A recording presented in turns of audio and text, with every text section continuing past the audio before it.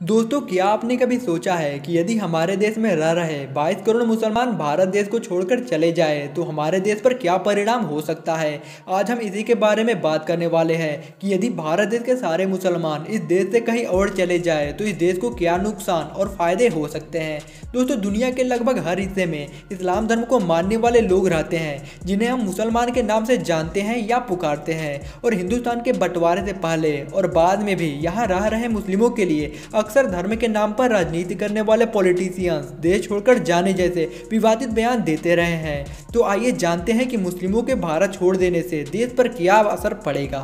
लेकिन वीडियो शुरू करने से पहले मैं आपको बता दूं कि इस वीडियो में दी गई सारी जानकारी किसी भी धर्म के लोगों की भावनाओं को ठेस पहुंचाने के उद्देश्य से नहीं दी गई है। लेकिन फिर भी अगर किसी को ठेस पहुंचती है तो इसके लिए हम वीडियो शुरू करने से पहले ही माफ़ी मांग लेते हैं। हम पहले ही साफ कर दें कि हिंदुस्तान का मतलब हिंदुओं का देश हरगिज नहीं है। हिंदू शब्द को तो धर्म से पिछली कुछ सदियों से जोड़ा गया है और ये सब निकला है सिंधु नदी के नाम से।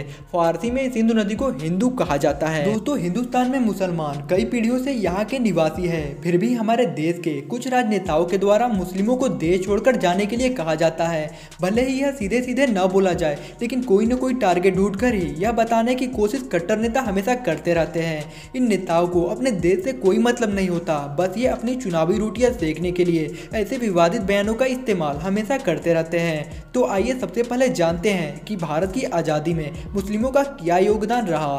खान अब्दुल गफ्फार खान, दोस्तों, इन्होंने देश की आज़ादी में अपना अहम योगदान दिया था। और आपको बता दें कि खान अब्दुल गफ्फार खान ही एक ऐसे मुस्लिम क्रांतिकारी थे जिन्होंने हिंदुस्तान के विभाजन का खुलकर विरोध किया था। लेकिन ये अलग बात है कि वे विभाजन के बाद पाकिस्तान चले गए, लेकिन वे वहाँ जाकर भी चुप नहीं बैठे और बलूचिस्तान की आज़ादी के लिए जीवन भर संघर्ष करते रहे और इसके लिए उन्हें कई बार जेल भी जाना पड़ा।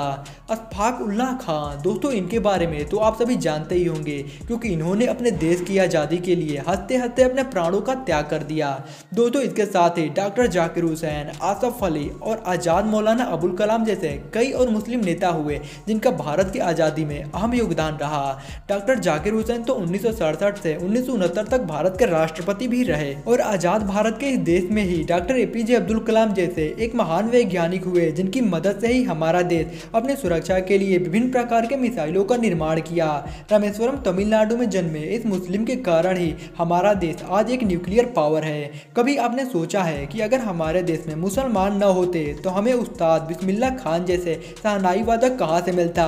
अगर भारत में मुसलमान न होते तो मोहम्मद रफ़ी, जाकिर हुसैन, ए आर रहमान और यूसुफ खान उर्फ दिलीप कुमार जैसे कलाकार नहीं मिलते जिस पर हमारा देश आज गर्व करता है। अगर भारतीय फिल्म इंडस्ट्री की बात करें तो आज बॉलीवुड मुस्लिम कलाकारों से भरा पड़ा है। आज खान तिकड़ी की फिल्में बॉक्स ऑफिस पर सबसे ज्यादा कमाई करती है। और स्पोर्ट्स की बात करें तो जहीर खान, पठान ब्रदर्स और अजहरुद्दीन जैसे कई मुस्लिम खिलाड़ियों ने खेल जगत में भारत का नाम रोशन किया है। आपको बता दें कि हमारे देश में अजीम प्रेमजी जैसे कई मुस्लिम उद्योगपति भी हैं जिन्होंने लाखों लोगों को रोजगार दिया हुआ है। ऐसे में अगर अजीम प्रेमजी जैसे बड़े उद्योगपति भारत छोड़कर चले जाते हैं तो हमारे देश में रोजगार की भारी कमी आ जाएगी।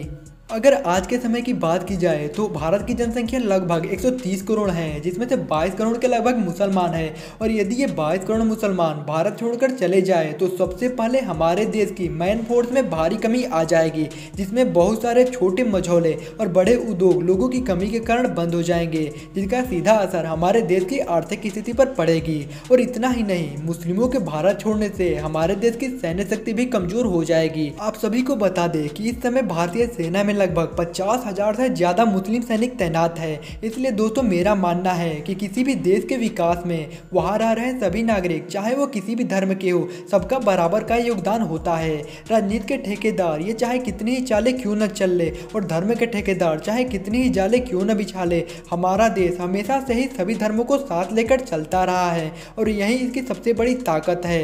इसलिए दोस्तों, मेरा आप सभी से निवेदन है कि सभी साथ मिलकर भारत को नई ऊंचाइयों तक ले जाने के लिए काम करें और ना कि मंदिर मस्जिद जैसे मुद्दों पर अपना कीमती वक्त और ऊर्जा जाया करें।